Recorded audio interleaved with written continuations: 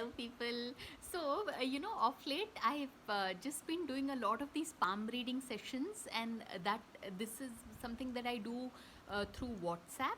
Like, as in, people send me the photos of their palms, and then I do the reading through audio messages. So, yesterday I had like 4 readings, and it was just so, this is what I feel is my life's purpose. Yeah, like seriously, just generally because I'm very fond of reading.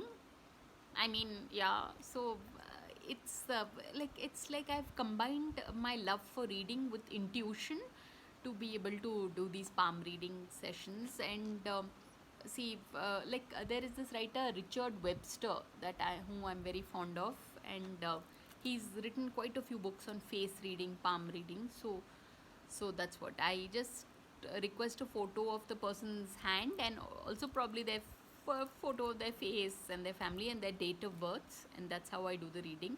And I charge only $500 for it, but it is like, I mean, sometimes in life it helps to get a direction, right? So that's what it is actually in the end. uh, so really, people, in case you all are interested, just do drop me a message. And you can find me on Instagram by typing Amrita Suresh 111111.